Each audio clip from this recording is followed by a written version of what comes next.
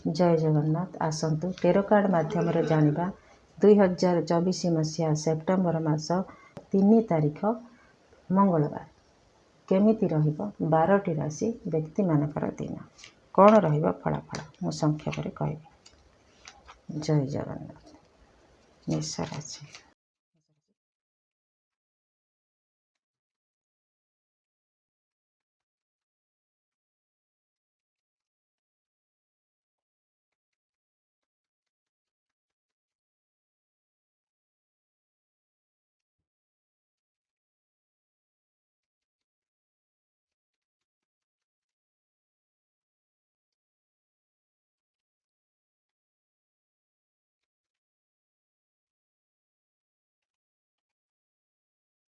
जय जगन्नाथ।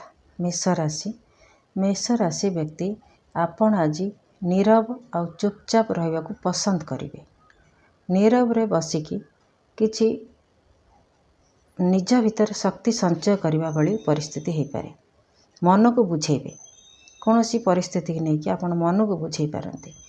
घर परिवार दाम्पत्य जीवन भल रहिबो। लव रिलेशन मध्यम रहिबो। लव रिलेशन ठारू आपण दूरे रही पारती जानी शुणिकी। छात्र छात्री माने नीरव रे एकुटिया बसी पाठ पढ़ापढ़ी करने को पसंद करेंगे। व्यवसायी माने व्यवसाय रे ध्यान देवे। आवश्यक जदि पड़े आपण पदे पदे कथा भी कहिबे अन्य मानकु मार्ग देखैला भली। वृष राशि व्यक्ति आपण आज श्रृंखलित जीवन यापन करेंगे। आपण जेमिति श्रृंखलित रहिबे आपणकर परिवार को भी श्रृंखलित रखिया चेष्टा करेंगे। अनावश्यक लोकों सागरे मिसिकी अजथा कथबार्ता करने को आपण पसंद करेंगे। आपणकर कथबार्ता टिके रुक्ष आज रहिबो। घर परिवार दाम्पत्य जीवन श्रृंखलित रहिबो। लव रिलेशन उत्तम रहिबो। छात्र छात्री माने जिद्दी लगे पाठ पढ़ापढ़ी करेंगे। जिद्दी खर पाठ पढ़े। व्यवसाय माने व्यवसाय रे लाभवान हेबे। मिथुन राशि व्यक्ति आपण आज परिवार को समय देवे।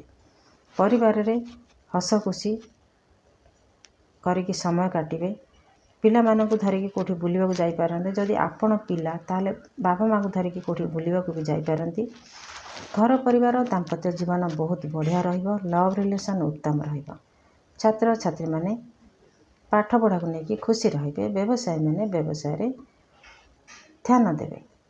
कर्कट राशि व्यक्ति आपण आज बहुत खुशी रे समय काटिबे।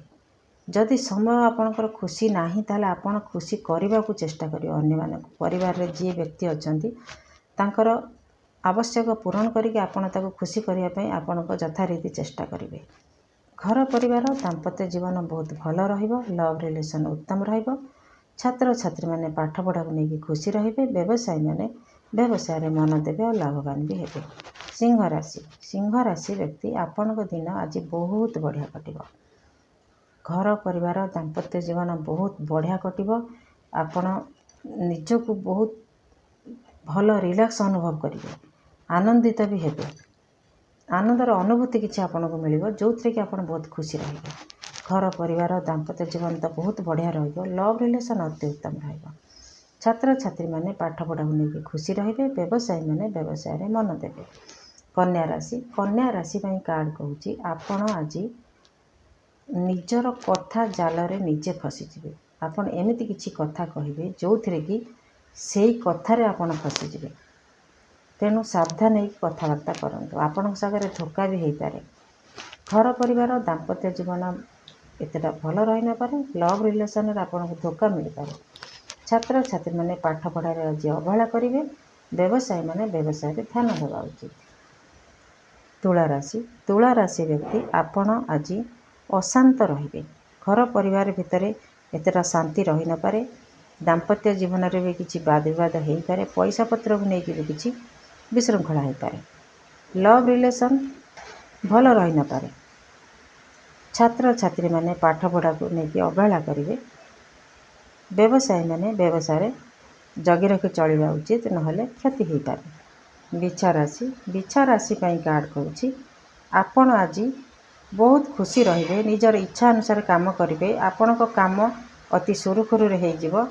ଯେମିତି ହେଉ ଫୋନ୍ ମାଧ୍ୟମରେ ହେଉ କିମ୍ବା ଯେଉଁ କାମ ଖୋଜୁଛନ୍ତି ସେ ଲୋକ ବି ଆସିକି ଆପଣଙ୍କ ପାଖରେ ପହଞ୍ଚି ଯାଉ, ଆପଣ ତା ଦ୍ୱାରା କାମ କରିକି ନିଅନ୍ତୁ, ଏମିତି ହେଇପାରେ। ପଇସା ପତ୍ରକୁ ନେଇକି ବି ଆପଣ କିଛି ଅସୁବିଧା ଆଜି ହେବନି। ଘରକୁ କେହି କୁଣିଆ ବି ଆସିପାରନ୍ତି।